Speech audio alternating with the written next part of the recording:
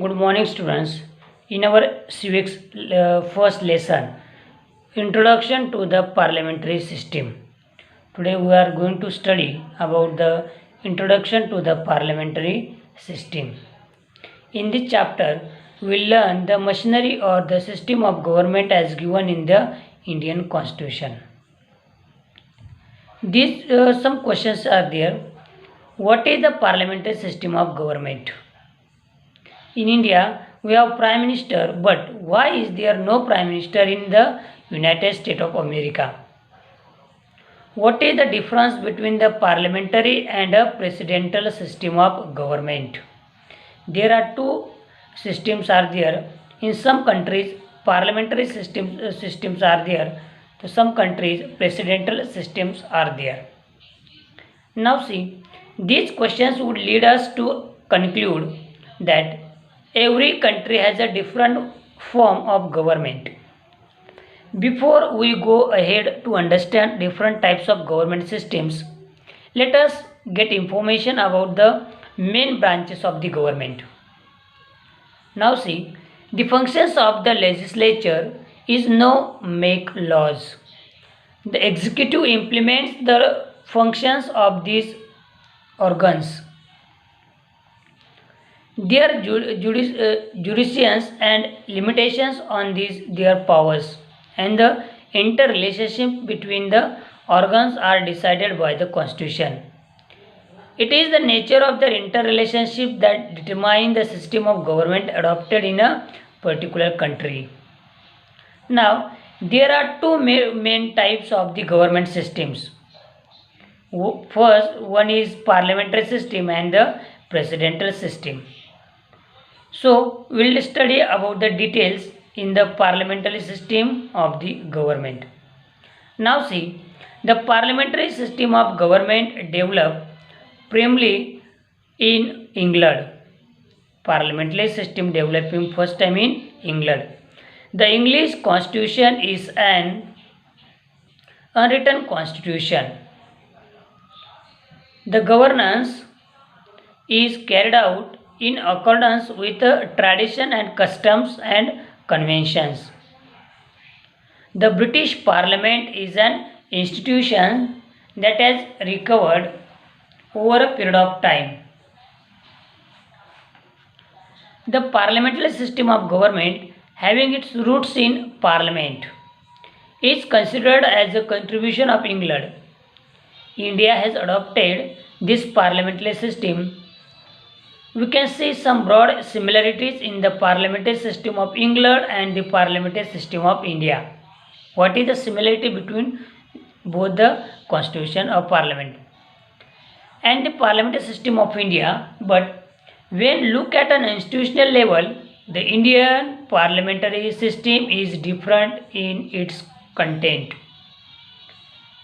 Now we'll see the characteristic of Indian parliamentary system of government. Now, what is the characteristic? First, the parliamentary system is a system of governance. The legislature of the central government is known as the parliament. The Indian parliament is composed of President, Lok Sabha and Rajya Sabha. The central government is called as a parliament, and the parliament have the president, Lok Sabha and the Rajya Sabha. These are the important organs of the parliament. Now next, members of the Lok Sabha are directly elected by the people. The number of members in the house is fixed. The members of parliament in the Lok Sabha members we will elect the representative among the common people to the Lok Sabha. We called as a MLA or Khasdar. Like as election to be the Lok Sabha are held of irregular intervals. All political parties contest the elections. The party which gets more than the half of the seats is considered as the majority party. The majority party form the government. Sometimes when no party gets a clear majority, some parties come together to form a majority and they can establish the government. This kind of government is known as the coalition government. In this way, coalition or government or candidates directly elected by the people become members of the legislature, and the party in majority gets a chance to form the government. The leader of the majority party becomes the prime minister. He or she select candidates for ministerial position from among his or her colleagues. The prime minister and the council of ministers chosen by the prime minister together form the executive in the parliamentary system of government. In parliamentary system, the executive has a dual responsibility. First, as a executive, they have to implement laws, and next, second, as they are the members of legislature, they also have to fulfill responsibility of the legislature. The prime minister and the council of ministers is responsible to the legislature for all their actions and policies. It is for a reason for the parliamentary system is known as the responsible system of the government. Another distinct characteristic of the parliamentary system of government is collective responsibility. Collective responsibility means decision taken by any ministry or department is considered as a decision of the government. The entire council of ministers is responsible for the decision. In the next two chapters, we will see with example how the principle of collective responsibility is brought into practice.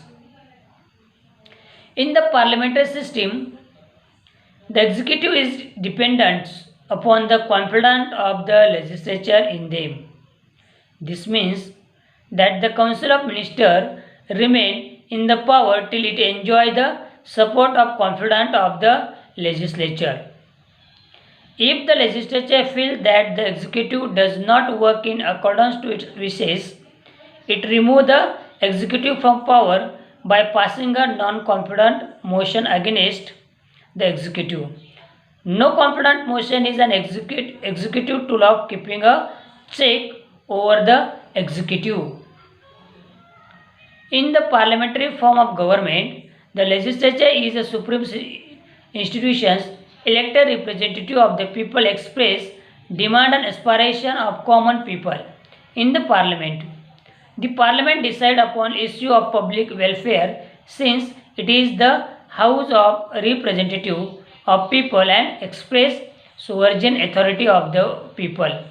It is considered as the supreme body. So remain, we will see in next video.